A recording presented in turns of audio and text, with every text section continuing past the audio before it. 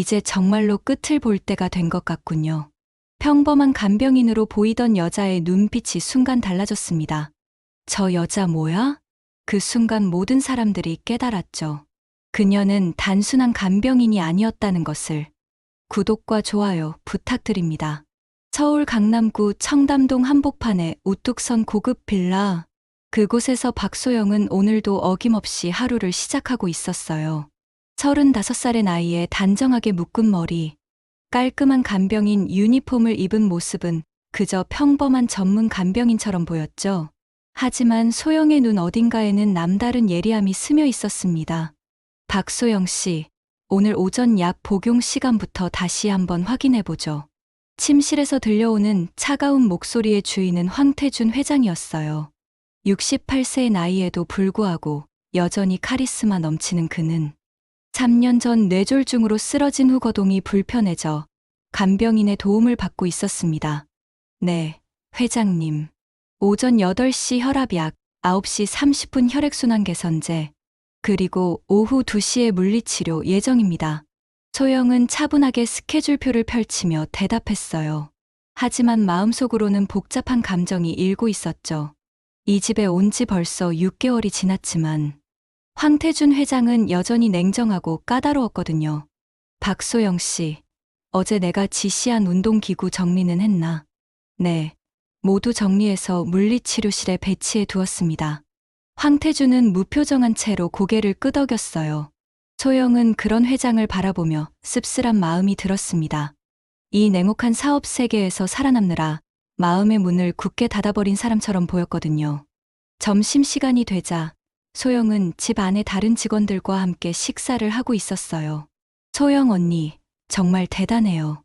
회장님한테 그렇게 차갑게 대해지는데도 꿋꿋이 버티다니. 가사도우미 미영이 걱정스럽게 말했어요. 맞아요. 저였다면 벌써 그만뒀을 거예요.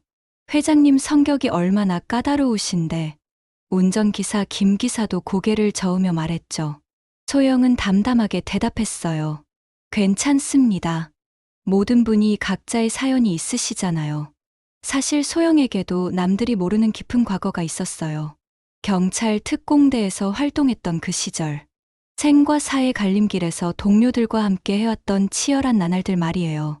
그런 경험에 비하면 까다로운 환자 정도는 충분히 견뎌낼 수 있었죠. 오후가 되자 소영은 다시 황태준의 물리치료를 도와드리고 있었어요. 그런데 그때 실수가 일어났습니다. 중요한 약병을 정리하던 중 문득 발에 걸린 전선 때문에 비틀거리게 되었고 손에 들고 있던 약통들이 바닥에 떨어져 버린 거였어요. 뭐 하는 짓입니까? 황태준의 목소리는 차갑고 날카로웠어요. 주변에 있던 다른 직원들도 모두 숨을 죽이며 상황을 지켜보고 있었습니다. 죄송합니다, 회장님. 제가 부주의했습니다. 소영은 고개를 숙이며 사과했지만 회장의 표정은 더욱 굳어졌어요. 부주의. 이런 식으로 일을 한다면 어떻게 환자를 돌볼 수 있겠습니까? 네, 명심하겠습니다. 소영은 차분하게 대답하며 떨어진 약통들을 다시 정리했어요. 하지만 주변 직원들의 시선은 따가웠습니다. 저 간병인 오래 못 버틸 것 같은데. 맞아. 회장님 성미 아시잖아요. 실수 한 번이면 끝이에요. 동료들의 수군거림이 들려왔지만 소영은 흔들리지 않았어요. 오히려 더욱 침착하게 자신의 일로 돌아가 업무를 계속했습니다. 그렇게 하루 종일 긴장 속에서 시간이 흘렀고 해가 서서히 저물어가고 있었어요. 청담동의 고급 주택가 사이로 스며드는 노을빛이 창문을 타고 거실 안을 붉게 물들이고 있었습니다. 소영은 창밖을 바라보며 생각에 잠겼어요. 이 차가운 도시 속에서도 분명 따뜻한 마음들이 숨어 있을 거야. 그때 소영은 문득 경찰 시절을 떠올렸습니다. 극한의 상황에서도 동료를 위해 자신을 희생할 줄 아는 사람들과 함께했던 그 시절 말이에요. 비록 지금은 평범한 간병인으로 살고 있지만 그때의 신념만은 여전히 가슴속 깊이 간직하고 있었거든요. 저녁이 되자 대부분의 직원들이 퇴근했지만 소영은 여전히 자리를 지키며 내일 일정을 미리 준비하고 있었어요. 그런 소영의 모습을 본 황태준이 거실로 나와 말을 걸었습니다. 박소영 씨, 아직도 일하고 있습니까? 네, 회장님. 내일 재활운동 일정을 미리 점검하고 있었습니다. 황태준은 잠시 소영을 바라보더니 작은 목소리로 말했어요. 오늘 약통 떨어뜨린 것. 너무 심하게 말한 것 같소. 아닙니다. 회장님. 제가 조심했어야 했는데. 소영의 담담한 대답을 들은 황태준은 고개를 끄덕이며 다시 침실로 들어갔어요. 그 순간 소영은 느꼈습니다. 저 차가운 표정 뒤에도 분명 따뜻한 마음이 숨어 있다는 것을 말이에요. 밤이 깊어가자 소영은 마침내 업무를 마치고 자신의 방으로 향했어요. 작은 방이었지만 그녀에게는 소중한 안식처였습니다. 오늘 하루를 돌아보니 힘들었지만 그럭저럭 버텨낼 만했어요. 내일도 또 다른 하루가 기다리고 있겠지만 소영은 준비되어 있었습니다. 다음 날 아침, 소영은 평소보다 일찍 일어나 준비를 마쳤어요. 어제의 실수를 만회하고 싶은 마음이었거든요.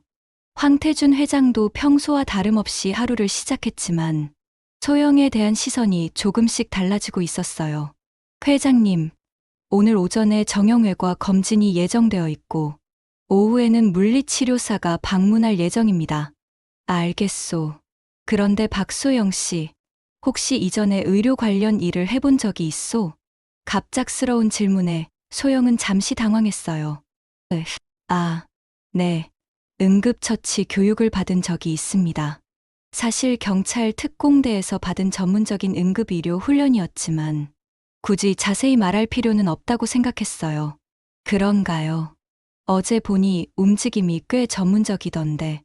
황태준의 날카로운 관찰력에 소영은 조금 긴장했지만 침착하게 대답했어요. 평소에 운동을 좋아해서 몸 쓰는 일에는 익숙합니다. 오전 업무는 순조롭게 진행되었어요.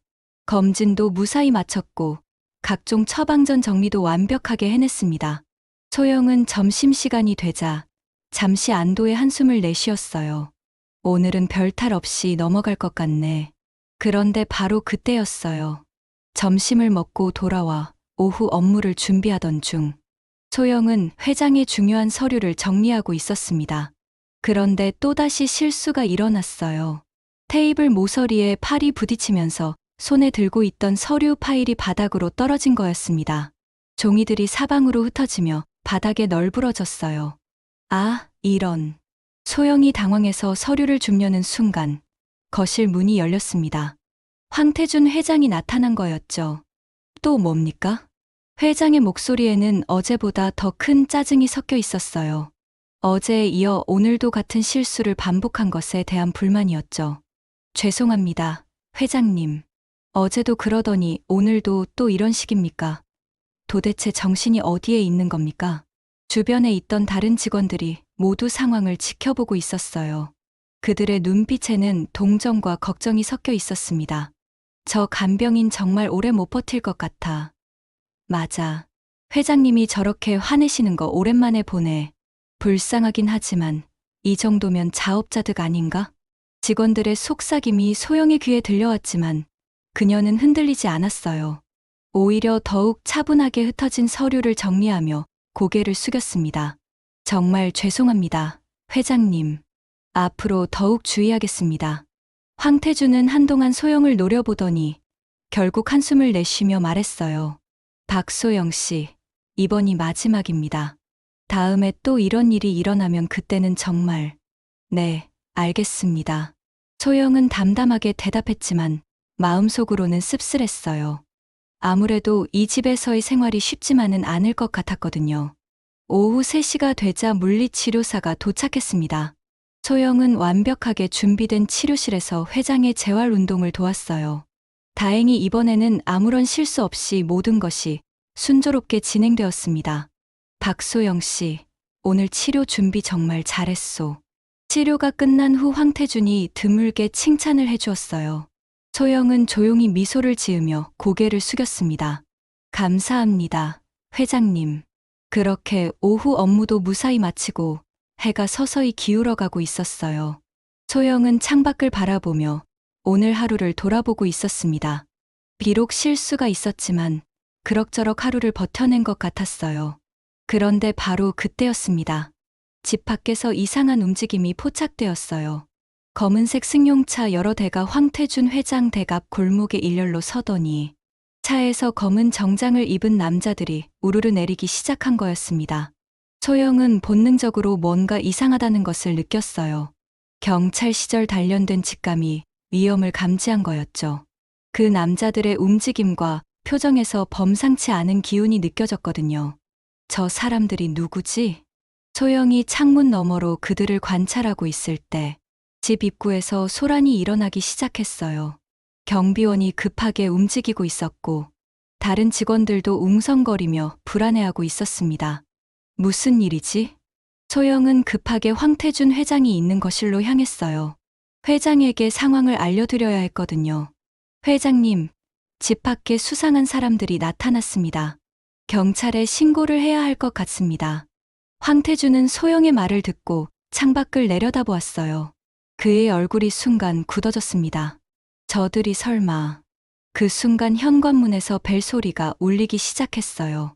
하지만 평범한 방문객의 벨소리가 아니라 계속해서 길게 누르는 위협적인 소리였습니다. 소영은 즉시 상황의 심각성을 깨달았어요. 회장님, 안전한 곳으로 피하셔야 합니다. 하지만 이미 늦었어요. 현관문이 거칠게 열리며 낯선 남자들이 들이닥쳤거든요. 집 안의 경비원과 다른 직원들은 이미 제압된 상태였어요. 그들의 눈빛은 차갑고 위험했습니다. 소영은 순간적으로 몸을 긴장시켰어요. 평범한 간병인으로서의 가면 뒤에 숨겨두었던 또 다른 자신이 깨어나기 시작한 거였습니다. 거실로 들어온 남자들은 모두 검은 정장을 입고 있었지만 그들의 눈빛과 움직임에서는 위험한 기운이 물씬 풍겨났어요. 소영은 본능적으로 황태준 회장 앞으로 한 발짝 나섰습니다. 앞장선 남자가 입을 열었어요. 40대 후반쯤 되어 보이는 그는 얼굴에 깊은 흉터가 있었고 차가운 미소를 띠고 있었어요. 황태준 회장님이시죠? 저는 이강수입니다. 오늘 잠깐 대화를 나누고 싶어서 왔습니다. 대화라니 무슨 소리입니까? 당신들이 누구기에 이런 식으로. 황태준 회장이 분노에 찬 목소리로 항의했지만 이강수는 전혀 개의치 않았어요. 오히려 더욱 차가운 미소를 지으며 말했습니다. 회장님, 흥분하지 마세요. 우리는 그저 사업상 이야기를 하러 온 것뿐입니다. 소영은 상황을 재빨리 파악했어요. 이들은 분명 평범한 사업가들이 아니었습니다.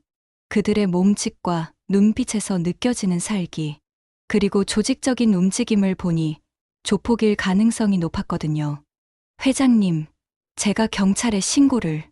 소영이 휴대폰에 손을 뻗으려는 순간 이강수의 부하 중 하나가 재빨리 다가와 그녀의 손목을 잡았어요. 아가씨, 지금은 어른들이 이야기하는 시간이니까 가만히 있어요. 그 순간 소영의 눈빛이 변했습니다. 평소에 온순하고 차분한 모습은 온데간데 없고 예리하고 차가운 시선이 그 자리를 대신했어요. 손 치우세요. 소영의 목소리는 낮았지만 위협적이었습니다. 하지만 그 남자는 오히려 비웃듯 말했어요. 아, 무서워라. 간병인 주제에 대들기까지 하네. 그때였습니다. 소영이 순식간에 움직였어요. 그녀는 자신의 손목을 잡고 있던 남자의 팔을 비틀며 반대편으로 돌렸고 동시에 무릎으로 그의 복부를 강하게 가격했습니다. 으악! 남자는 비명을 지르며 바닥에 쓰러졌어요. 그 모든 일이 불과 3초도 안 되는 시간에 일어난 일이었습니다. 거실 안의 공기가 순식간에 얼어붙었어요. 이강수와 그의 부하들은 모두 놀란 눈으로 소영을 바라보았습니다. 황태준 회장 역시 믿을 수 없다는 표정으로 소영을 쳐다보고 있었어요. 저 여자가 뭐야? 이강수의 부하 중 하나가 중얼거렸어요. 하지만 이강수는 곧 표정을 되찾으며 소영을 흥미롭게 바라보았습니다.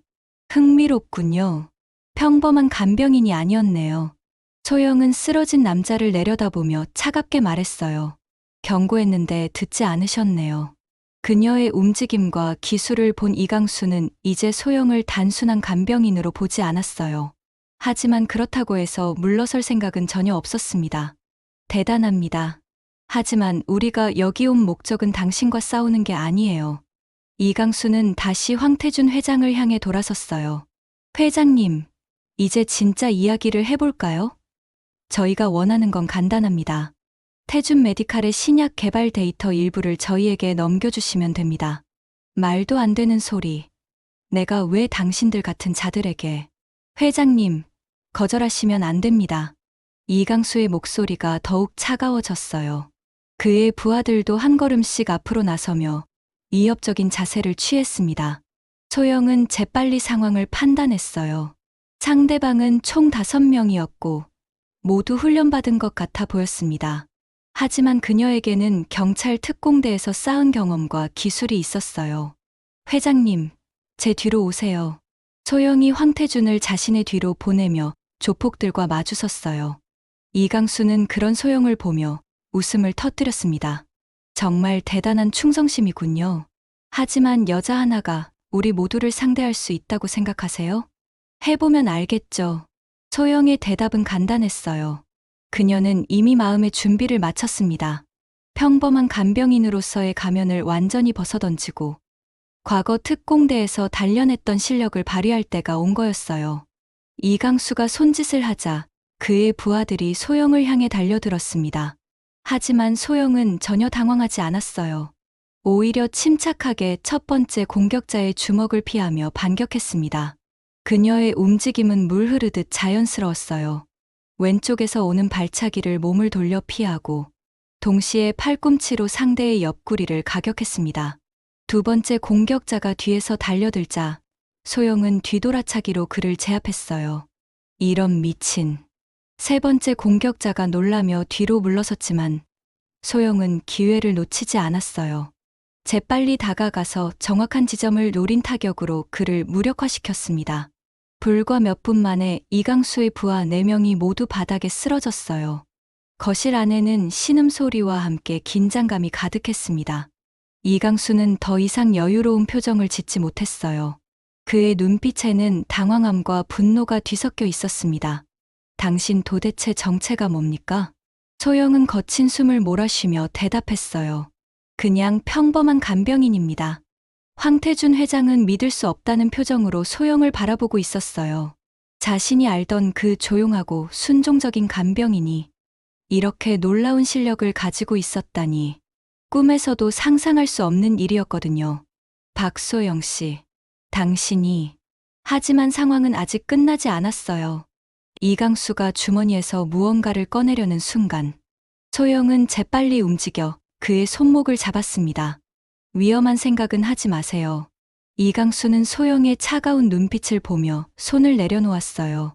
하지만 그의 표정에는 아직 포기라는 말은 없었습니다. 오늘은 이 정도로 하죠. 하지만 이게 끝이 아니라는 걸 명심하세요.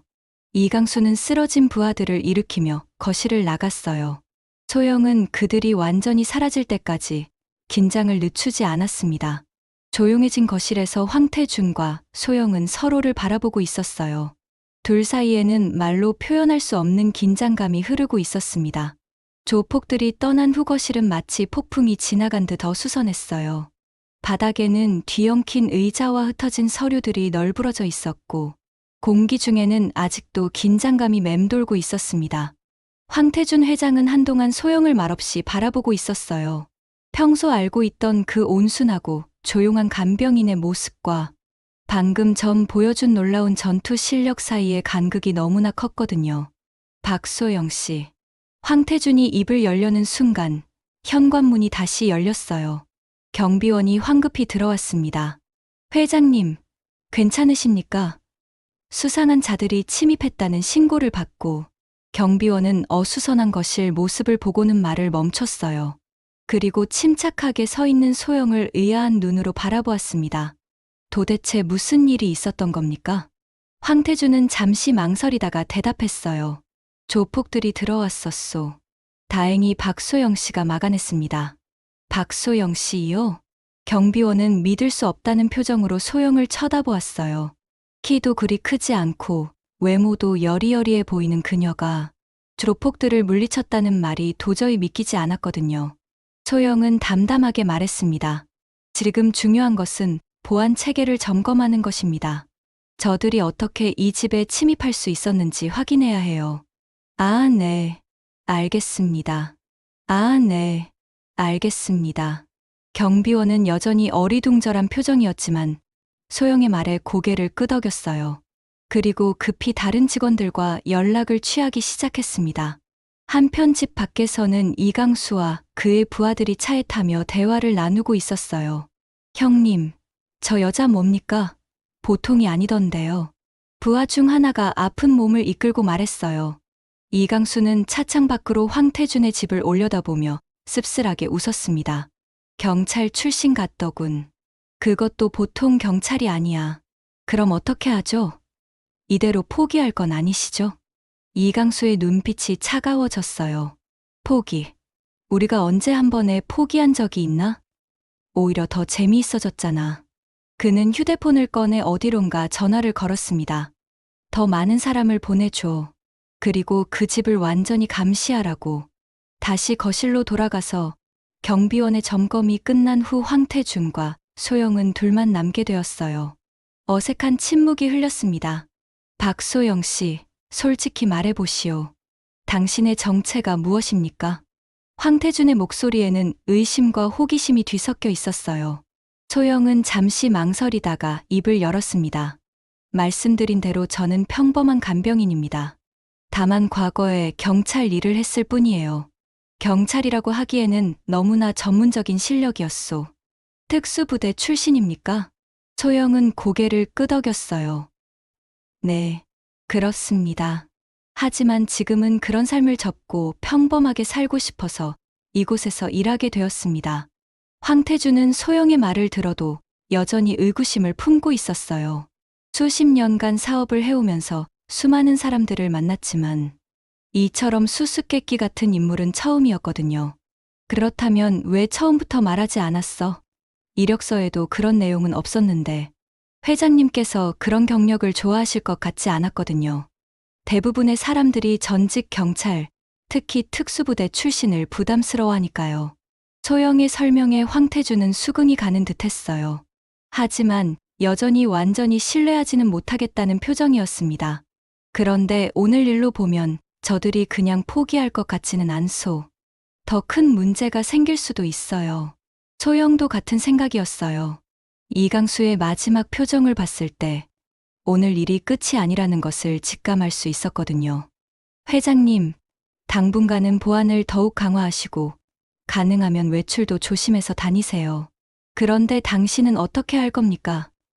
저들이 당신도 노릴 텐데. 소영은 담담하게 대답했어요. 저는 괜찮습니다. 오히려 회장님이 더 위험하실 거예요. 그때 황태준의 휴대폰이 울렸어요. 화면에는 황진우 전무라는 이름이 떠 있었습니다. 황태준은 전화를 받았어요. 네, 진우야. 아버지, 큰일 났습니다. 이강수 일당이 우리 회사 연구소 몇 군데를 동시에 압박하고 있어요. 신약 데이터를 넘기라고 합니다. 전화로 들려오는 다급한 목소리에 황태준의 얼굴이 굳어졌어요. 뭐라고? 저들이 그렇게까지. 지금 당장 대책을 세워야 합니다. 아버지부터 안전한 곳으로 피하세요. 황태준은 전화를 끊고 소영을 바라보았어요. 저들이 우리 연구소들을 동시에 공격하고 있다고 합니다. 생각보다 조직적이군요. 소영은 심각한 표정으로 고개를 끄덕였어요. 예상했던 대로입니다. 이강수라는 자, 보통 인물이 아니에요. 그럼 이제 어떻게 해야 할까요? 황태준이 소영에게 조언을 구하는 것을 보고 소영은 조금 놀랐어요. 아침만 해도 자신을 믿지 못하던 회장이 이제는 자신에게 의지하고 있었거든요. 일단 이 집에서 나가시는 것이 좋겠어요. 저들이 다시 돌아올 가능성이 높습니다. 하지만 집을 버리고 도망갈 수는 없소. 도망이 아니라 전략적 후퇴입니다. 지금은 상황을 파악하고 대응책을 세우는 것이 우선이에요. 소영의 말에 황태준은 고민에 빠졌어요. 평생을 이 집과 함께 해온 그로서는 쉽게 자리를 떠날 수 없었거든요. 그런데 바로 그때 집 밖에서 다시 소란이 일기 시작했어요. 창밖을 내려다본 소영의 표정이 굳어졌습니다. 회장님, 저들이 다시 왔습니다. 이번에는 더 많은 사람들과 함께요. 황태준도 창가로 다가가 밖을 내려다보았어요.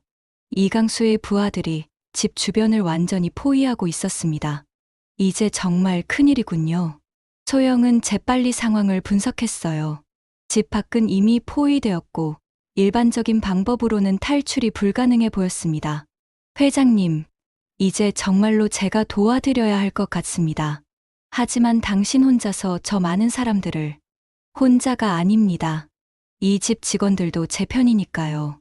소영의 눈빛에 결의가 서렸어요. 이제 더 이상 평범한 간병인으로만 있을 수는 없었습니다. 집 밖을 포위한 이강수의 무리들은 이번에는 더욱 체계적으로 움직이고 있었어요. 각 출입구마다 사람을 배치하고 심지어 뒷문까지 막아버렸습니다. 황태준의 집은 완전히 고립된 상태가 되어버렸어요. 소영은 창가에서 상황을 관찰하며 빠르게 머릿속으로 계산을 하고 있었습니다.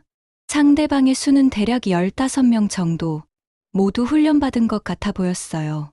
혼자서 상대하기에는 너무 많은 숫자였죠. 회장님, 지금 집 안에 몇 명 정도 남아있나요? 경비원과 가사도우미, 운전기사까지 합쳐서 6명 정도 될 겁니다. 소영은 고개를 끄덕이며 계획을 세우기 시작했어요. 비록 숫자상으로는 불리했지만 집 내부의 지형을 활용하면 충분히 대응할 수 있을 것 같았거든요. 일단 다른 직원들부터 안전한 곳으로 대피시켜야 해요. 지하실이 있나요? 네, 있습니다. 와인 저장고로 쓰고 있는데 외부와 연결된 비밀 통로도 있어요. 황태준의 말에 소영의 눈이 밝아졌어요. 그럼 일단 직원들을 그곳으로 대피시키고 저는 여기서 시간을 벌겠습니다. 하지만 혼자서는 너무 위험해요. 나도 함께 남겠소. 소영은 고개를 저었어요. 안 됩니다. 회장님이 목표이시니까 먼저 안전한 곳으로 가셔야 해요. 그때 현관에서 큰 소리가 들려왔어요. 이강수의 무리들이 문을 부수려 하는 것 같았습니다. 이제 늦었습니다. 소영이 중얼거리는 순간 현관문이 거칠게 열리며 이강수와 더 많은 부하들이 들어왔어요. 다시 만났군요, 회장님. 그리고 특별한 간병인 님도. 이강수는 여유 있는 미소를 지으며 말했어요. 이번에는 확실히 승산이 있다고 생각하는 것 같았습니다. 이번에는 도망갈 곳이 없어요. 집은 우리가 완전히 장악했거든요. 소영은 상황을 재빨리 파악했어요. 이번에는 상대방이 10명이었고 모두 무기를 소지하고 있는 것 같았습니다. 이강수 씨, 지금이라도 물러가시는 게 좋을 겁니다. 경찰이 오고 있어요. 경찰, 걱정 마세요. 우리는 그들이 오기 전에 일을 끝낼 생각이거든요. 이강수가 손짓하자 부하들이 소영을 향해 달려들었어요. 하지만 이번에는 상황이 달랐습니다. 상대방의 숫자가 많았고 더욱 조심스럽게 움직이고 있었거든요. 소영은 최선을 다해 싸웠어요. 첫 번째와 두 번째 공격자는 성공적으로 제압했지만 세 번째 공격자의 몽둥이가 그녀의 어깨를 강타했습니다. 으악! 소영이 비명을 지르며 벽에 부딪혔어요. 어깨에서 뜨거운 통증이 번져왔습니다. 소영아! 황태준이 소영의 이름을 부르며 달려가려 했지만 이강수의 부하가 그를 막았어요. 회장님은 가만히 계세요. 지금은 저 아가씨랑 놀고 있는 중이거든요. 소영은 아픈 어깨를 부여잡으며 일어났어요. 하지만 이미 상당한 부상을 입은 상태였고 상대방은 아직도 6명이나 남아 있었습니다. 이제 끝이군요. 이강수가 소영에게 다가가며 말했어요. 당신 같은 실력자를 해치는 건 아깝지만 어쩔 수 없군요. 그때 이강수는 황태준을 향해 돌아섰어요. 회장님, 마지막으로 기회를 드리겠습니다. 지금 당장 신약 개발 데이터를 우리에게 넘겨주세요. 그런 말도 안 되는 요구를 거절하시면 이 간병인부터 시작해서 집 안에 있는 모든 사람을 해치겠습니다. 황태준은 쓰러져 있는 소영을 바라보며 고민에 빠졌어요.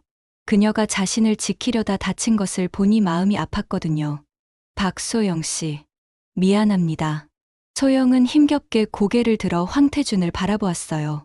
그리고 가슴 깊이 간직하고 있던 이야기를 꺼내기로 결심했습니다. 회장님, 사실 저는 회장님을 처음 본 게 아닙니다. 무슨 말입니까?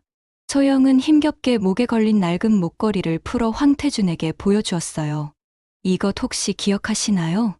황태준의 눈이 커졌어요. 그 목걸이는 분명히 자신의 아들이 경찰학교에 입학할 때 선물로 준 것이었거든요. 이게 어떻게 당신이? 회장님, 아드님 황진호 경사님, 제 동료였습니다. 황태준의 얼굴이 창백해졌어요. 아들의 이름을 듣는 순간 10년 전의 아픈 기억이 되살아났거든요. 진호가 당신과, 네, 저희는 같은 특공대에서 함께 임무를 수행했어요. 그리고 마지막 임무에서 진호님은 동료들을 구하기 위해 소영의 목소리가 떨렸어요. 제가 끝까지 진호님을 구하려 했지만 결국 지키지 못했습니다. 그때 진호님이 저에게 이 목걸이를 맡기시며 말씀하셨어요. 아버지를 부탁한다고. 황태준의 눈에서 눈물이 흘러내렸어요. 10년 동안 가슴속에 묻어두었던 아들에 대한 그리움과 죄책감이 한꺼번에 터져나왔거든요. 그래서 당신이 이곳에, 네, 저는 진호님과의 약속을 지키려고 합니다. 끝까지. 이강수는 이런 감동적인 장면을 비웃듯 말했어요. 참 감동적인 재회군요. 하지만 그런다고 상황이 바뀌는 건 아니에요. 하지만 황태준의 마음은 이미 완전히 바뀌어 있었어요. 소영이 단순한 간병인이 아니라 아들의 전우이자 은인이었던 것입니다.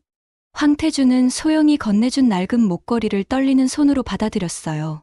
그 순간 10년 전 아들 진호와의 마지막 만남이 생생하게 떠올랐습니다. 아버지, 저는 꼭 살아서 돌아올게요. 걱정하지 마세요. 28살 청년이었던 진호가 환하게 웃으며 했던 말이었죠. 하지만 그것이 아들과 나눈 마지막 대화였습니다. 진호야. 황태준의 목소리는 쉰 목소리로 떨리고 있었어요. 그는 목걸이를 꼭 쥐며 소영을 바라보았습니다. 그럼 당신이 진호의 마지막을 함께했던, 네, 회장님. 진호님은 끝까지 용감했습니다. 마지막 순간에도 동료들을 걱정하셨어요.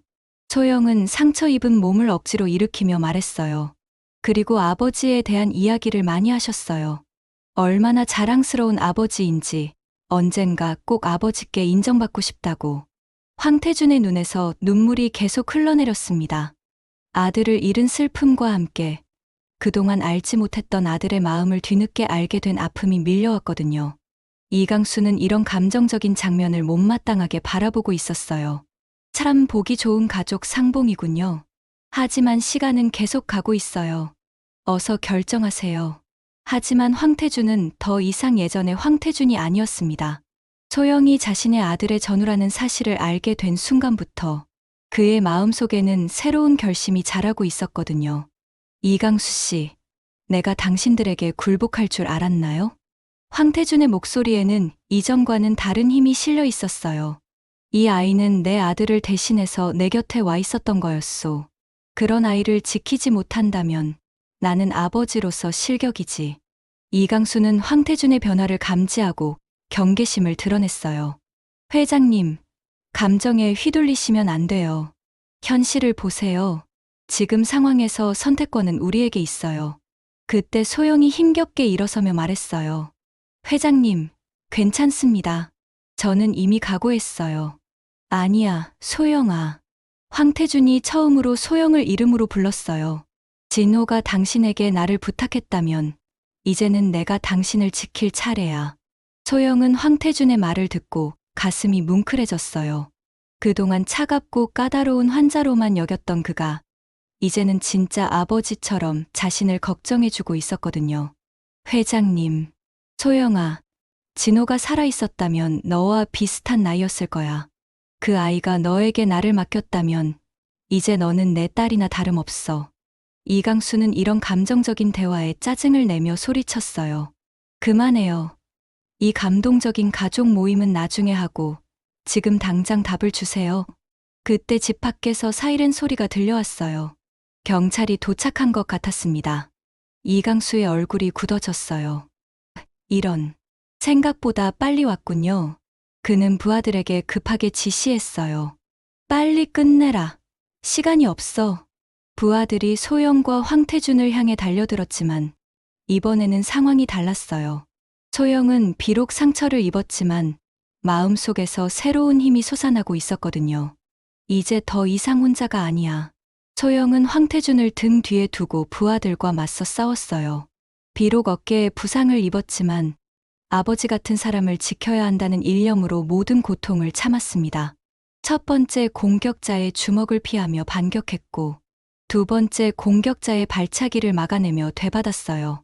상처 때문에 평소보다 움직임이 둔했지만 그녀의 의지는 더욱 강해졌습니다. 그런데 바로 그때 세 번째 공격자가 뒤에서 몽둥이를 휘둘렀어요.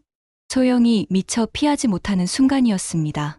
소영아, 황태준이 소리쳤지만 이미 늦은 것 같았어요. 그런데 그 순간 현관문이 벌컥 열리며 경찰들이 들어왔습니다. 다들 움직이지 마. 경찰들이 이강수의 부하들을 제압하기 시작했어요. 집 밖에서 들려오던 사이렌 소리는 점점 가까워지고 있었습니다. 이강수는 상황이 불리해진 것을 깨닫고 후퇴를 결정했어요. 이번에는 운이 좋았군요. 하지만 다음에는 이렇게 쉽게 끝나지 않을 거예요. 그는 창문 쪽으로 뛰어가며 부하들에게 소리쳤어요. 철수다. 뒷문으로 나가라. 이강수와 그의 부하들이 급하게 빠져나간 후 거실에는 한동안 정적이 흘렀어요. 소영은 벽에 기대어 거친 숨을 몰아쉬고 있었고 황태준은 그런 그녀를 걱정스럽게 바라보고 있었습니다. 소영아, 괜찮나? 네, 회장님. 다행히 큰 상처는 아닙니다. 그때 경찰서장이 들어왔어요. 회장님, 용의자들은 일부 도주했지만 몇 명은 체포했습니다. 다행히 인명피해는 없었고요. 경찰서장이 보고하자 황태준은 고개를 끄덕였어요. 수고하셨습니다. 하지만 저들이 다시 올 가능성이 있으니 보안을 강화해 주세요. 경찰들이 수사를 위해 현장을 정리하는 동안 황태준은 소영과 둘만 남게 되었어요. 조용해진 거실에서 황태준은 소영의 손을 꼭 잡으며 말했어요. 소영아, 정말 고마워. 오늘 일이 없었다면 진호와의 인연을 평생 몰랐을 거야. 소영은 황태준의 따뜻한 손길을 느끼며 마음이 뭉클해졌어요. 그동안 차갑기만 했던 그의 눈빛에 이제는 진짜 아버지 같은 따뜻함이 스며 있었거든요. 회장님, 저야말로 감사합니다. 진호의 마지막 소원을 이제야 제대로 지킬 수 있게 된 것 같아요. 그때 소영의 휴대폰이 울렸어요. 화면에는 모르는 번호가 떠 있었지만 소영은 직감적으로 누구인지 알 수 있었습니다. 여보세요? 박소영 씨인가요? 전화 속 목소리는 이강수였어요. 낮고 위협적인 목소리가 전화기 너머로 들려왔습니다. 오늘은 정말 인상 깊었습니다. 하지만 아시겠지만 이게 끝이 아니에요. 소영은 침착하게 대답했어요. 무엇을 원하시는지 확실하게 말씀해 보세요. 간단합니다. 내일 밤 9시 한강공원 반포대교 아래로 혼자 나와요. 황 회장의 안전을 원한다면 말이에요. 소영의 얼굴이 굳어졌어요. 이강수가 회장을 직접적으로 위협하고 있었거든요. 나오지 않으면 어떻게 할 건가요? 회장님뿐만 아니라 이 집에 있는 모든 사람들이 위험해질 거예요. 경찰이 24시간 지켜줄 수는 없잖아요. 전화가 끊어진 후 소영은 한동안 생각에 잠겨 있었어요. 황태준은 그런 소영을 걱정스럽게 바라보며 물었습니다. 누구였나? 이강수예요. 내일 밤에 혼자 나오라고 하네요. 황태준의 얼굴이 창백해졌어요. 절대 안 돼. 그건 분명히 함정이야. 저도 알고 있어요. 하지만 회장님과 다른 사람들의 안전을 생각하면 소영은 마음속으로 이미 결정을 내리고 있었어요. 진호와의 약속을 지키기 위해서라면 어떤 위험도 감수할 각오가 되어 있었거든요. 소영아, 혼자 가면 안 돼. 나도 함께 가겠어. 안 됩니다, 회장님. 이건 제가 해결해야 할 문제예요. 소영의 단호한 표정을 본 황태준은 더 이상 말릴 수 없음을 알았어요. 하지만 마음속으로는 걱정이 태산 같았습니다. 그날 밤, 소영은 한숨도 잠들지 못했어요. 내일 있을 일을 생각하니 긴장이 되었지만 동시에 이상하게 마음이 평온했습니다. 오랜만에 진짜 목적이 생긴 것 같았거든요. 다음 날 아침, 소영은 평소보다 일찍 일어나 황태준의 아침 식사를 준비했어요. 소영아, 어제 잠 못 잤지? 황태준이 걱정스럽게 물었습니다. 소영의 눈가에 피로가 역력했거든요. 괜찮아요, 회장님. 오늘 하루만 버티면 돼요. 하루 종일 소영은 평상시와 다름없이 업무를 처리했어요. 하지만 황태주는 그녀의 무거운 마음을 느낄 수 있었습니다. 점심시간이 되자 황태주는 소영을 불렀어요. 소영아, 잠깐 앉아봐. 할 이야기가 있어. 황태주는 서랍에서 작은 상자를 꺼냈어요. 상자 안에는 진호가 어릴 때 받았던 호신용 목걸이가 들어 있었습니다. 이건 진호가 경찰학교 졸업할 때 선물로 준 거야. 내가 가지고 있으면 진호가 도와줄 거야. 소영은 그 목걸이를 받아들며 가슴이 뭉클해졌어요. 따뜻한 금속의 감촉에서 진호의 온기가 느껴지는 것 같았거든요. 감사합니다, 회장님. 오후가 되자 소영은 마지막 점검을 시작했어요. 이강수를 만나러 가기 전에 모든 준비를 완벽하게 해야 했거든요. 그녀는 경찰 시절 사용했던 특수 장비들을 점검하고 비상시 사용할 수 있는 연락망도 다시 한번 확인했습니다. 저녁 8시가 되자 소영은 황태준에게 작별 인사를 했어요. 회장님, 잘 다녀올게요. 걱정하지 마세요. 소영아, 꼭 살아서 돌아와. 이제 너는 내 딸이나 마찬가지야. 황태준의 눈에서 눈물이 맺혔어요. 70년 전 아들을 떠나보낼 때와 같은 아픈 마음이 들었거든요. 소영은 황태준을 꼭 안아주며 말했어요. 진호도 이런 마음이었을 거예요. 꼭 돌아와서 아버지를 안심시켜 드릴게요. 한강공원으로 향하는 길, 소영은 창밖으로 흘러가는 도시의 불빛들을 바라보고 있었어요. 평범한 간병인으로 살던 지난 6개월이 꿈처럼 느껴졌습니다. 하지만 이제는 진짜 자신의 모습을 찾은 것 같았어요. 반포대교 아래에 도착했을 때는 이미 9시가 넘어 있었어요.